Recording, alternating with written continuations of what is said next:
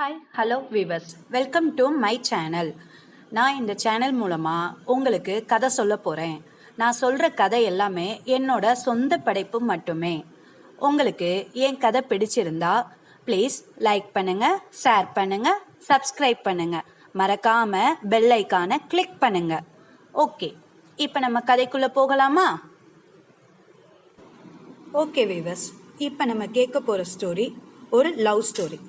ஸ்டோரியோட title என்ன அப்படின்னா மயங்கினேன் மாது. சரி, இப்போ ஸ்டோரிக்குள்ள நம்ம போகலாம்.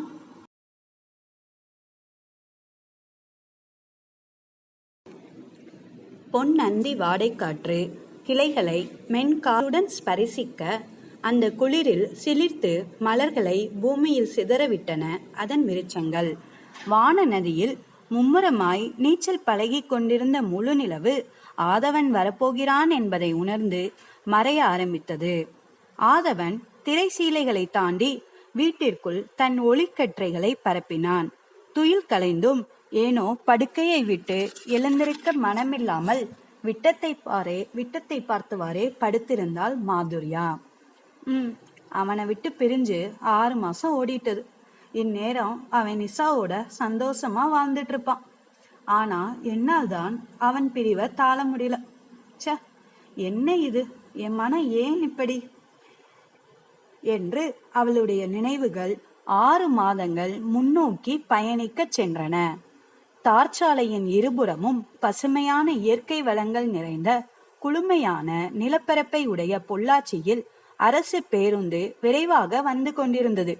வழுக்கை தலையை உடைய காக்கி சட்டை அணிந்த கண்டக்டர் விசிலடித்தவாறு பொள்ளாச்சி வந்துருச்சு, எல்லோரும் இறங்க தயாராகுங்கள் என்று கத்தினார். அருகில் தூங்கி கொண்டிருந்த மாதுரியாவை கலா எழுப்பினாள். ஹே மது, எழுந்திரடி, ஊர் வந்துருச்சு என்றாள் கலா. வந்துருச்சா? ஓகே, ஐ எம் ரெடி என்றாள் மாதுரியா. கையில் பைகளை தூக்கி கொண்டவாறு இருவரும் பேருந்து நிலையத்தில் காத்து கொண்டிருக்கும் போது அவர்களை நோக்கி ஒரு வெண்மை நிற கார் வேகமாக வந்து அவர்களிடம் சடன் பிரேக் போட்டு நின்றது. அதில் இருந்தவன் அவன் தலையை மட்டும் வெளியே நீட்டி சின்னம்மா என்று அழைத்தான். அவனுடைய அணைப்பை உணர்ந்த கலா, முத்துனா வந்துட்டீங்களா, எப்படி இருக்கீங்க, வீட்டில் எல்லோரும் நலமா என்று விசாரித்தாள் டிரைவரை நோக்கி. இருக்கேம்மா, நீங்க எப்படி இருக்கீங்க? மதுமா, நீங்க நல்லா இருக்கீங்களா என்றான். இருவரும் ஒருவர் முகத்தை ஒருவர் பார்த்துவிட்டு நல்லா இருக்கோம்னா என்று கோரஸாக கூறினர். அந்த கார் ஒரு பெரிய பங்களாவின் முன் நின்றது. ஹாரன் ஓசையை எழுப்பியவாறு பங்களாவின் வாயில் இருந்து 40 வயது தக்க சாந்தமே உருவான மீனாட்சி வந்தார். ஹாய் அம்மா, எப்படி இருக்கீங்க என்றாள் கலா. நான் நல்லா இருக்கேன். நீமா? மது வரலையா என்றாள் மீனாட்சி. அவ வரலம்மா, சித்தி இந்த முறை விடமாட்டேன்னு சொல்லிட்டாங்க. ஓஹோ, அப்படியா? அவ வந்தா வீடே கலகலப்பாக இருக்கும் என்று உண்மையான வருத்தத்துடன் கூறினார். தனது முதுகுக்கு பின்னால் ஏதோ நிழல் ஆடுவது போல் தோன்ற பின்னால் திரும்பி பார்த்தார் மீனாட்சி. ஆஹூ என முகத்தில் முகமுடி அணிந்து கொண்டு பயமூர்த்தினாள் மது. அடக்குறும்பு கறி, வந்துட்டியா? நீ வரலன்னு சொன்னா 2 பேரும் சேர்ந்து என்னை ஏமாத்துறீங்களா? என்ன மது, மெலிந்து போயிட்ட, ஒழுங்கா சாப்பிடுறியா? அம்மா, நான் உன் மகளா இல்ல அவ உன் மகளா, என்ன ஒரு வார்த்தை கேட்டியா என்று செல்லமாக கோபித்து கொண்டாள். நீங்க 2 பேருமே எனக்கு ஒன்றுதாண்டி. சரி போ, குளித்து விட்டு சாப்பிட வாங்க, நாளைக்கு உன் அண்ணன் வரான் என்றார் மீனாட்சி. இருவரும் ஃப்ரெஷ் அப் ஆன பிறகு ஒருவரை ஒருவர் கேலி செய்து கொண்டே சாப்பிட்டு முடித்தனர். ஏண்டி, நாளைக்கு உன் அண்ணன் வருகிறாரா? ஆமா. உனக்கு ஏற்கனவே தெரியுமா?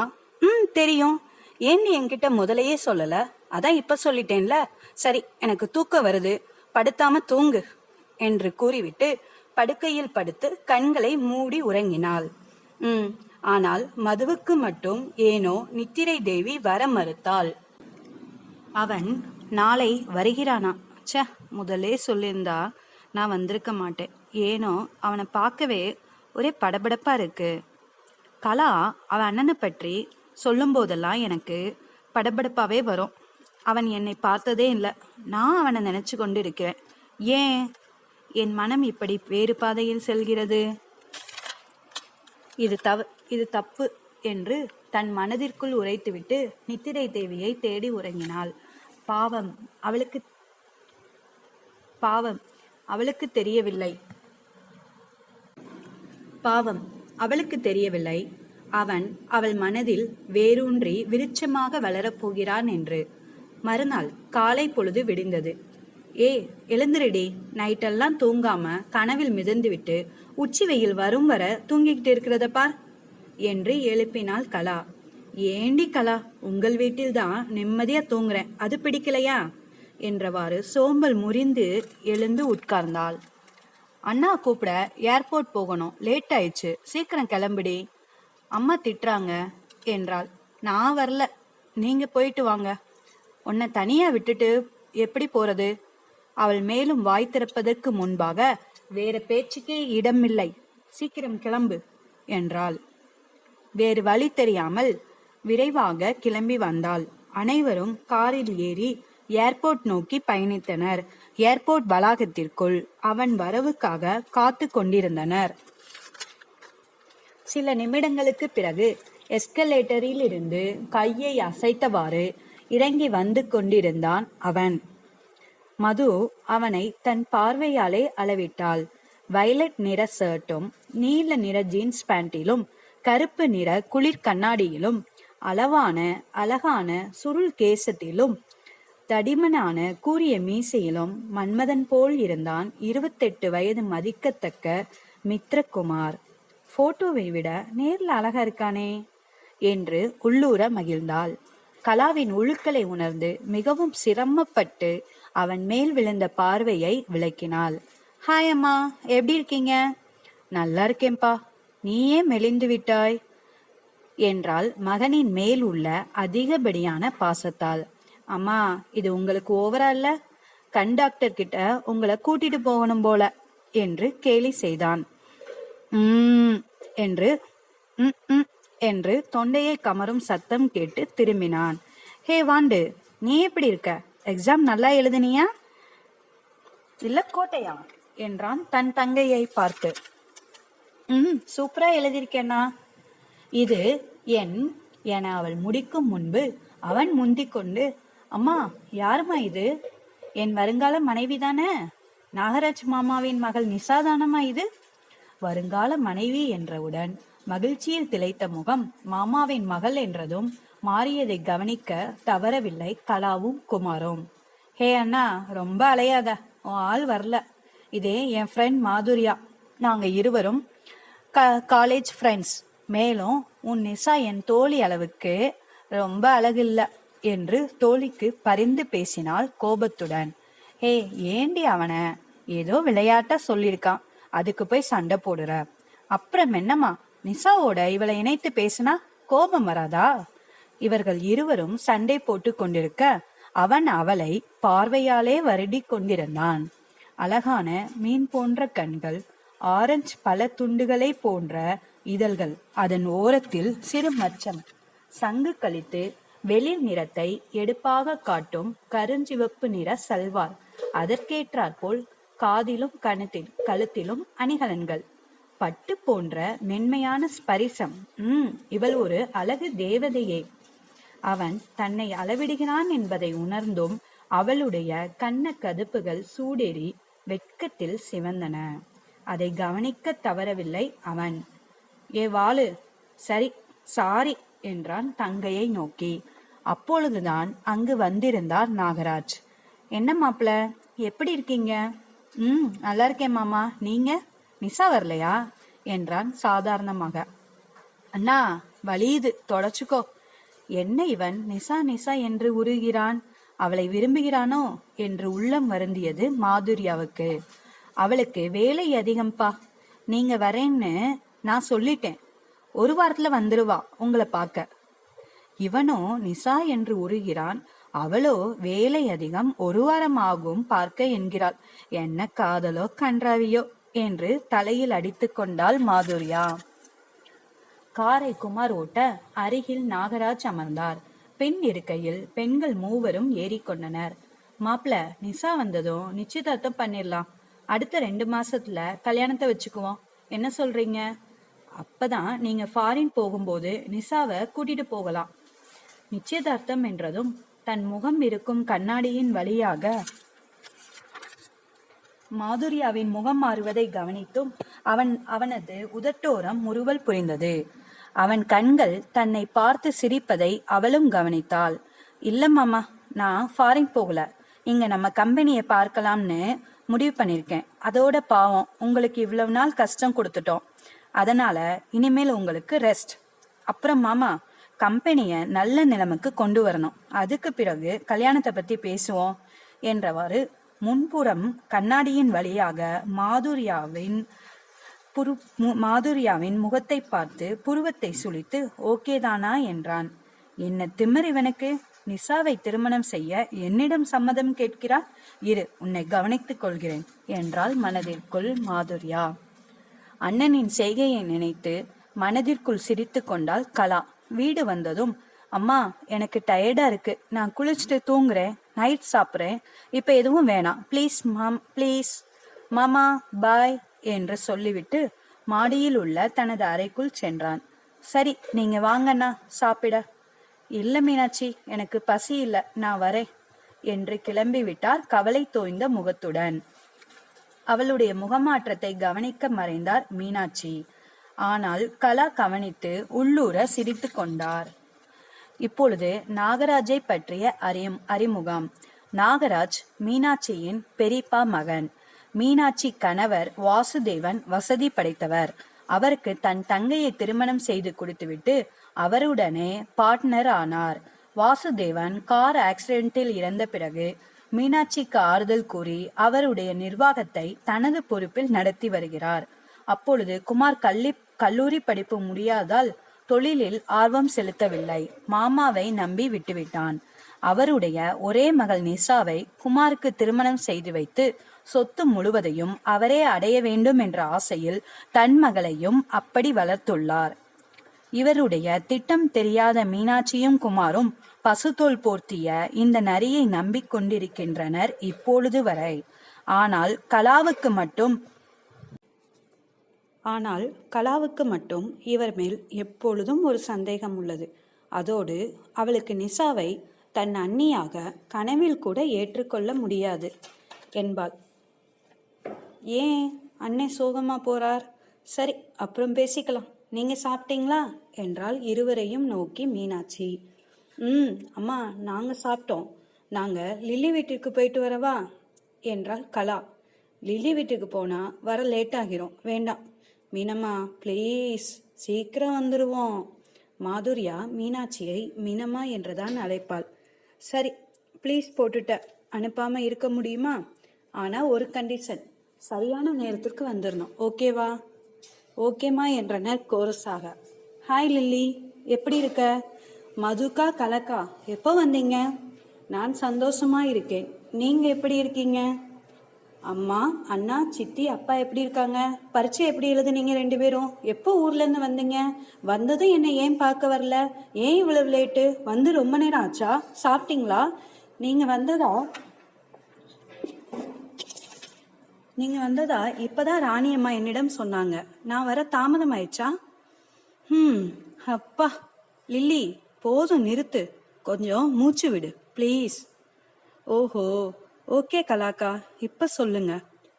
என்னத்த சொல்ல, நீ இத்தனை கேள்வியையும் ஒரே டைம்ல கேட்டா எந்த கேள்விக்கு ஃபர்ஸ்ட் பதில் சொல்வது என்று யோசித்து எங்களுக்கு கேள்வியே மறந்து போச்சு. உனக்கு லில்லின்னு பேர் வச்சுக்க கூடாது, டீச்சர் அம்மான்னு பேர் வச்சிருக்கணும். போங்க மதுக்கா, உங்களுக்கு எப்பவுமே கிண்டல் தான். ஹே இல்லம்மா, உண்மையத்தான் சொல்றேன்.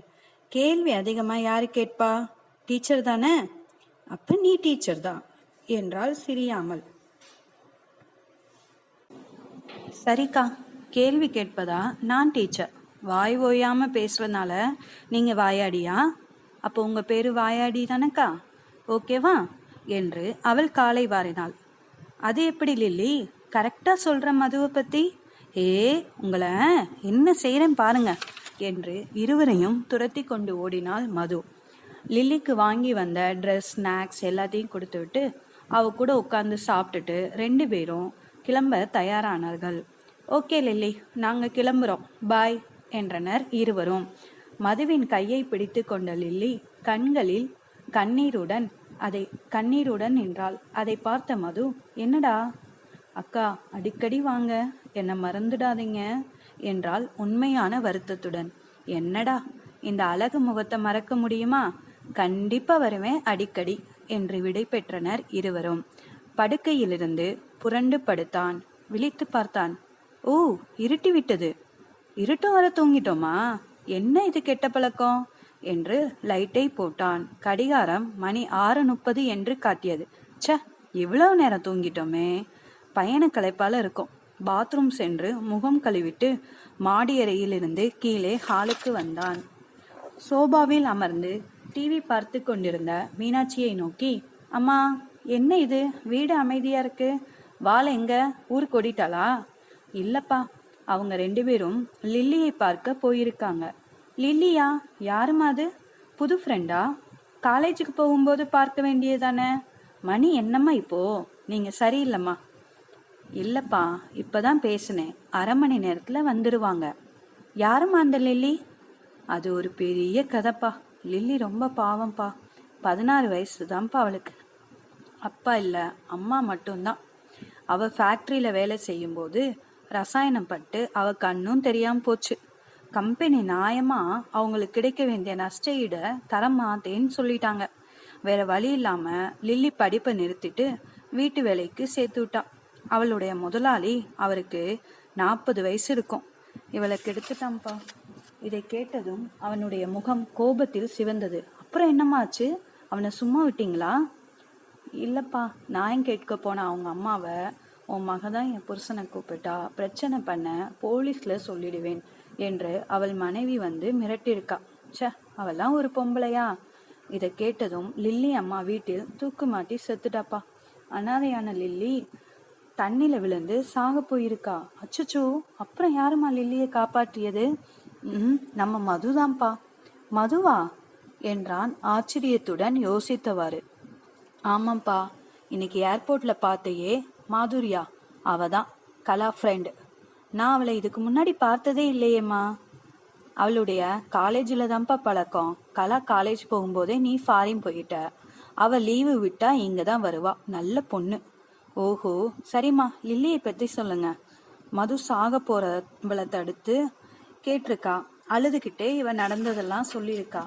மதுக்கு உடனே அதிர்ச்சிப்பா. அவனுக்கு தண்டனை வாங்கி தரணும். அதுக்கு முன்னாடி நமக்கு நிறைய முக்கியமான வேலை இருக்குன்னு அவளை ஹாஸ்பிட்டலுக்கு கூட்டிட்டு போயிருக்கா. அவ கன்சீவா இருக்காளா என்பதை செக் பண்ணி பார்த்துட்டு அவ கன்சீவ் ஆகலை என்பதை கன்ஃபார்ம் பண்ணிட்டு அவளை அண்ணன் இல்லத்துல சேர்த்து அவ படிப்புக்கு வந்து இவ ஹெல்ப் பண்ண சொல்லி என்கிட்ட வந்து கேட்டாப்பா. நானும் சரி என்று மாதம் அவ படிப்பிற்கு பணம் அனுப்புறேன்ப்பா. ஓஹோ, அப்படியா? சரிம்மா, அவனுக்கு தண்டனை வாங்கி கொடுத்தாளா இவ? அவ சின்ன பொண்ணு. அவ போலீஸ் கேஸ்ன்னு போனா அவ எதிர்காலம் பாழாகாதா? அப்ப அவனை விட்டுட்டீங்களா அம்மா? நான் கூட முதல்ல அப்படிதான் நினைத்தேன். ஆனா இந்த மதுக்குட்டி என்ன பண்ண தெரியுமா? அந்த விபச்சாரத்துல ஈடுபடும் ஒரு பெண்ணை பிடித்து அவளிடம் லில்லியோட நிலையை எடுத்து சொல்லி அந்த பெண்ணை வச்சே இவன் என்ன கற்பழிச்சான் என்று கேஸ் கொடுக்க சொல்லி 7 வருடம் அவளை ஜெயில தள்ளிட்டான்ப்பா. இதில் லில்லியும் மதுவும் தான் அவன் ஜெயிலுக்கு போறதுக்கு காரணம்ன்றது யாருக்குமே தெரியாது, அவனுக்கு கூட. ரொம்ப துணிச்சலான புத்திசாலியான பொண்ணுதாம்மா என்றான் பெருமிதத்துடன். ஆமாப்பா, ஆனா அவ துணிச்சல் எல்லாம் வெளியில்தான், வீட்டுல பூனை ஆகிடுவாள் என்றாள் வருத்தத்துடன். இருவரும் உள்ளே வரும் அரவம் கேட்டு பேச்சை நிறுத்தினர். அம்மா, அண்ணா, இருந்துட்டியா? ஹே, மணி என்னடி, என்ன சொல்லிட்டு போனீங்க? மீனம்மா, சாரி. லில்லியை பார்த்ததும் உலகமே மறந்து போச்சு, ப்ளீஸ் என்று கெஞ்சினாள். முடியாது, பேசாதீங்க என்கிட்ட, குறிப்பா நீ என்று மதுவை நோக்கி விரலை நீட்டினார். Meenamma, please please. மீனம்மா மீனம்மா, உன் கண்கள் ஏனம்மா என்று பாடினாள். ஐயோ, ஆரம்பிச்சிட்டியா? போதும் நிறுத்து மது. அம்மா வெட்கப்படுவதை ஆச்சரியத்துடன் பார்த்தான். அன்றிலிருந்து மது அவன் உள்ளத்தில் குடிபெயர்ந்தாள். சரி, வந்து உட்கார், சாப்பிடுங்க 2 பேரும். அம்மா ப்ளீஸ். என்ன என்றாள் மீனாட்சி கோபமாக. மீனம்மா, நாங்க 2 பேரும் லில்லியோட சாப்பிட்டோம் என்றாள் மாதுரியா. உங்க 3 பேருக்கும் என் நினைவு கொஞ்சம் கூட கிடையாது. இதோ இவன் வருஷத்துக்கு 1 முறை வர்றான், நீங்க மாதத்திற்கு 1 முறை வரீங்க. நான் மட்டும்தான் தனியா இந்த பெரிய வீட்டுல இருக்கேன். என்றும் இல்லாத திருநாளா எல்லாரும் ஒன்னா இருக்கிறீங்க, ஒன்னா சாப்பிடலாம்னு நினைச்சா நீங்க என்று அதற்கு மேல் பேசாமல் அழுகையின் விம்மல் தடுத்தது. 3 பேருமே இதை நினைத்து வருந்தினர். மீனம்மா, இப்ப என்ன? எல்லோரும் ஒன்னா உட்கார்ந்து சாப்பிடணும், அவ்வளவுதானே? சாப்பிட்டா போச்சு. ஏ கலா, வாடி என்று இருவரும் அமர்ந்து மீனாட்சியை அமர வைத்து அவளது தட்டிலும் உணவை பரிமாறினாள் மாதுரியா. மீனம்மா, நீங்க தனியா இருக்கிறோன்னு ரொம்ப ஃபீல் பண்றீங்களா என்றால் உண்மையான வருத்தத்துடன். ஆமா மது, கஷ்டமா இருக்கு. சரி மீனம்மா, நான் ஒரு முடிவு பண்ணிட்டேன். என்ன என்று மூவரும் அவளை பார்வையாலே கேட்டனர். உங்களுக்காக எனது கனவு கோட்டையை கலைத்து ஊர்லயே ஒரு பையனை கல்யாணம் பண்ணி இந்த வீட்டுல வந்து செட்டில் ஆக போறேன் என்றாள் மாதுரியா. ஏ வாலு, உன் குறும்புக்கு அளவே இல்லாம போச்சு வர வர என்றாள் மீனாட்சி. ஆமாம், அது என்ன கனவு கோட்டையை கலைத்து என்றான் மித்ரகுமார். அது என் மாமா அமெரிக்கால தான் இருக்காங்க. மேரேஜுக்கு அப்புறம் நானும் அவரும் அங்கே செட்டில் ஆகலாம்னு பிளான் பண்ணியிருந்தோம். இப்ப அம்மாவுக்காக என்னோட கனவு கோட்டையை கலைச்சிட்டு இங்க வரலான்னு முடிவு பண்ணியிருக்கேன். அதை கேட்டதும் அவனது இதயம் சுக்கு நூறாக நொறுங்கியது. ஓஹோ, அவர் என்ன பண்றார்? Software engineer. பெயர் மியான் என்றாள். மியானா? என்ன பேரு இது? மியான் நியான் என்றால்? ஹலோ சார், மியான் பேருக்கு என்ன? அழகா தானே இருக்கு. உங்க பேரு மட்டும் என்ன காரண பெயரா? மித்ரன். பெயருக்கும் உங்களுக்கும் பொருத்தமே இல்லை என்றால் கோபத்துடன்.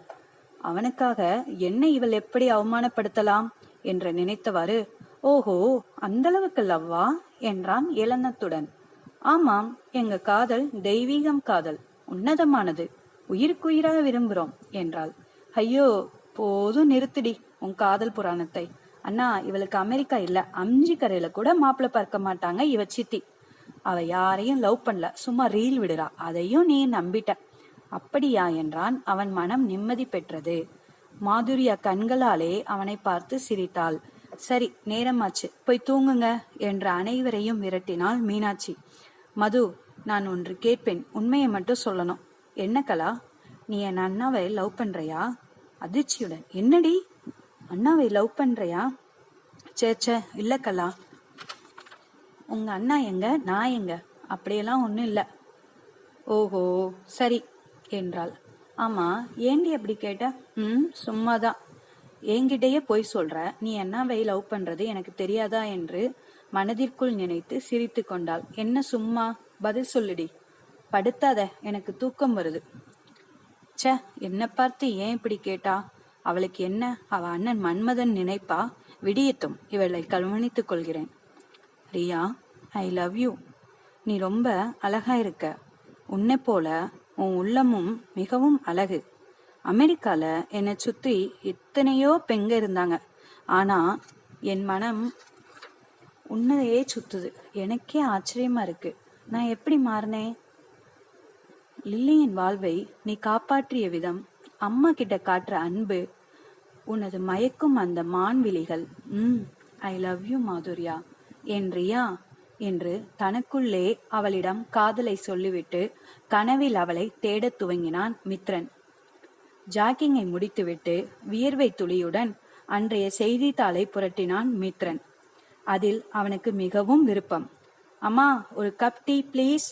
இதோ குமரன், 1 நிமிடம் கொண்டு வருகிறேன். இந்தடா கண்ணா டீ. டீயை பருகிய மித்ரன் என்று உடனே துப்பினான். அம்மா, என்ன இது? யார் போட்டது? ஏன்பா, நான் தான் போட்டேன். நல்லா இல்லையா? இந்தாங்க, நீங்களே குடிங்க, எப்படி இருக்குன்னு. குபுக். ச்சே, என்னப்பா இது? என்ன கேட்டா நீங்க தானே இந்த டீயை போட்டீங்க என்றான் கோபமாக. ஆமா, நான் தான் போட்டேன். ஆனா சக்கரை தான் போட்டேன், உப்பு இல்லையே. இது யார் பண்ண வேலை? தூணின் பின்னால் யாரோ நிற்பது போல் இருந்தது. அருகில் சென்று பார்த்தவளுக்கு ஆச்சரியம். வாடி வெளிய, நீதான் பண்ணியா இத என்று அவள் காதை பிடித்து திருகினாள். ஐயோ அம்மா, சத்தியமா நான் இல்ல அண்ணா, நான் இல்ல. உன் வேலை இல்லனா இது அந்த நாய் வேலையா? எங்க அவள்? மாதுரியா என்று அழைத்ததும் சோபாவின் பின் ஒளிந்திருந்த மாதுரியா துள்ளி குதித்து ஓடினாள். அவளை துரத்தி கொண்டு ஓடினாள் மீனாட்சி. இதை பார்த்த மித்ரன் கோபம் மறைந்து புன்னகை புரிந்தான். ஏ கல்பனா, உன் ஃப்ரெண்ட் எப்போ ஊருக்கு போறா? ஏனே அப்படி கேக்குற? அவ டார்ச்ச தாங்க முடியலையா என்றாள் வருத்தத்துடன். அவள் இருந்தா நம்ம வீடு கலகலப்பா இருக்கு. அவள் பண்ற சேட்டையில அம்மா அம்மா அவங்களோட வயசை மறந்து அவளோட துள்ளி விளையாடுறாங்க. அதை பார்க்கும்போது சந்தோஷமா இருக்கு. அவ இங்கே இருந்தா அம்மா எப்பவுமே சந்தோஷமா இருப்பாங்கல்ல, அதான் கேட்டேன். அது உன் கையில் தான் இருக்கண்ணா. என்ன என்ன சொல்ற? புரியல. நேரம் வரும்போது சொல்கிறேன். அவள் சித்திக்கிட்ட இருந்து போன் வந்ததும் அவ கிளம்பிடுவா என்று சொல்லிவிட்டு அந்த இடத்தை விட்டு நகர்ந்தாள். என்ன சொல்றா கலா? நேரம் வரும்போதுன்னு ஏதோ சொன்னாலே. அதற்கு மேல் யோசிக்க நேரம் இல்லாததால் அலுவலகத்திற்கு கிளம்ப தயாரானான். அவனுடைய சிகப்பு நிற கார் மீனாட்சி கணினி மென்பொருள் கம்பெனியின் முன் நின்றது. கதவை திறந்த முனியன், வணக்கம் சார் என்றான். அவர் வணக்கத்திற்கு புன்சிரிப்புடன் கூடிய பதில் வணக்கத்தையும் தொடர்ந்து பல பதில் வணக்கத்தையும் தெரிவித்துவிட்டு தனது இருக்கையில் அமர்ந்தான். அவன் அலுவலகத்திற்கு வந்த 5 நாட்களிலே அதில் உள்ள குளறுபடிகள், மோசடிகள் அனைத்தையும் கண்டுபிடித்து விட்டான். அதை பற்றி அவன் மாமாவிடமும் பேசினான். அங்கிள், இந்த 3 மாசத்துல மட்டும் 5 லட்சத்துக்கு போலியான பில் தயாரிக்கப்பட்டுள்ளது. என்ன இது? என்ன நடக்குது இங்க? குமார், எனக்கு கல்யாண் மேல்தான் டவுட்.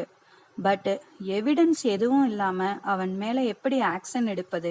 என்ன மாமா, சந்தேகமா? உடனே அவனை வேலையை விட்டு தூக்குங்க. உங்க கணிப்பு எப்பவுமே சரியாத்தான் இருக்கும்.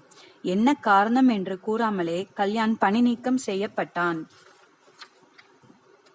வீட்டின் உள்ளே நுழைந்ததும் சோபாவில் அமர்ந்தான். வந்துட்டியப்பா, ரொம்ப களைப்பா தெரியுற. நான் உனக்கு டீ போட்டு. அவள் முடிப்பதற்கு, அம்மா பிளீஸ், எனக்கு டீ வேண்டாம். காலையில கொடுத்த டீயே இன்னும் தொண்டையில அப்படியே இருக்கு என்றான் கேலியாக. என்னப்பா என்றாள் வருத்தத்துடன். சும்மா விளையாடினேம்மா, நீங்க கொண்டு வாங்க.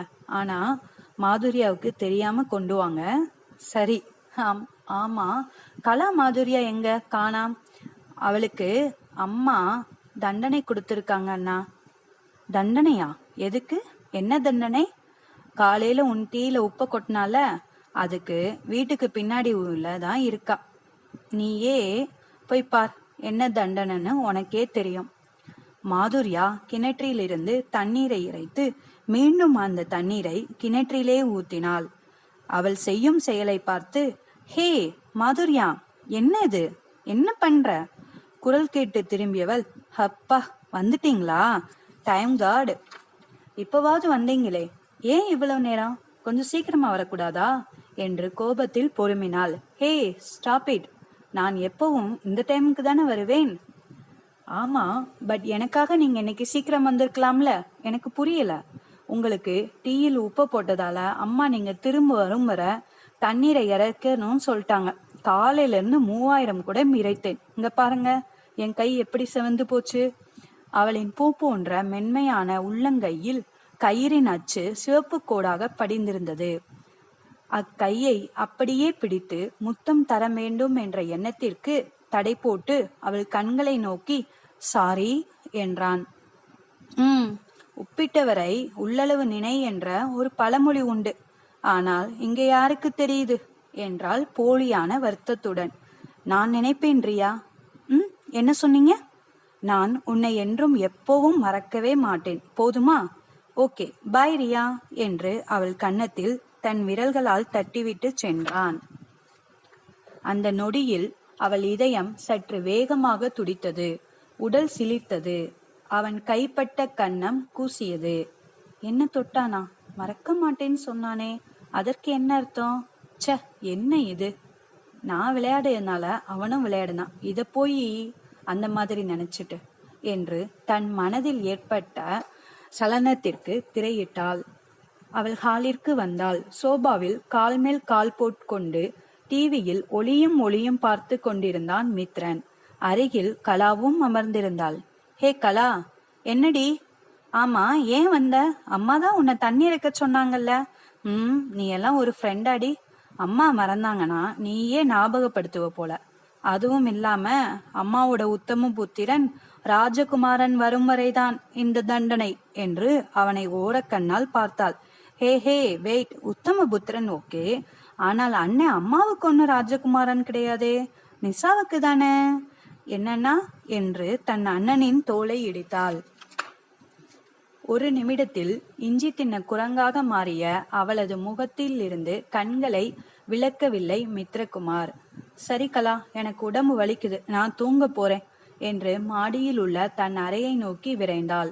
இரவு அவளது கைக்கு அவள் தூங்கும்போது மருந்து போட்டாள் மீனாட்சி. மறுநாள் காலை 8 மணிக்கு எழுந்து வழக்கம் போல் ஜாக்கிங் முடித்து நியூஸ் பேப்பர் எடுத்து படிக்க தொடங்கினான். அவன் கண்கள் அலைப்பாய்ந்தது வீடு முழுவதும்.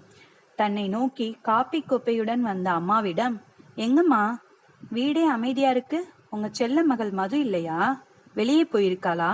இல்லப்பா, அவ ஊருக்கு போயிட்டா என்பதை கேட்டதுடன் ஒரு நிமிடம் அதிர்ந்தான். என்னம்மா சொல்றீங்க, இவ்வளவு சீக்கிரமாகவா? ஆமாம்பா, ராத்திரியே அவ சித்தி போன் பண்ணிட்டாங்க, அதனால காலையிலே கிளம்பி போயிட்டா. ஏமா, எனிதிங் ப்ராப்ளம்? தெரியலப்பா, நைட்டு கலாவும் அவள் தான் பேசிட்டு இருந்தாங்க. காலையில வந்து, அம்மா என்னை எதுவும் கேட்காதீங்க, சித்தி போன் பண்ணுச்சு, சோ நான் ஊருக்கு போறேன், வரேன், பாய்மா என்று சொல்லிட்டு நிக்காம போயிட்டா. சரிம்மா, எனக்கு டைம் ஆச்சு, நான் கிளம்புறேன். சரிப்பா, நான் பிரேக்ஃபாஸ்ட் ரெடி பண்றேன். இல்லம்மா ப்ளீஸ் வேண்டாம், கம்பல் பண்ணாதீங்க, எனக்கு பசி இல்லை என்று சொல்லிவிட்டு நிற்காமல் சென்று விட்டான்.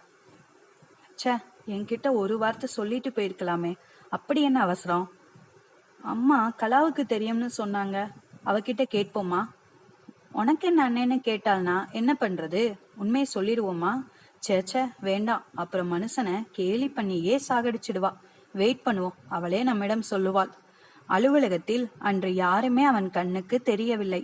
வேலையில் மனமும் பதியவில்லை. அந்த நாளே அவனுக்கு வெறுமையாக தோன்றியது. ச்ச, என்ன இது? என் மனம் இப்படி இவ்வளவு சீக்கிரம் அவள் வசம் விழுந்தது. அவளை ஒரு நாள் பார்க்கலைனாலும் என்னால வேலையே செய்ய முடியல. இனி அவளை எப்போது திரும்பி வருவா? அதுவரை என்னோட நிலைமை என்ன ஆறுது?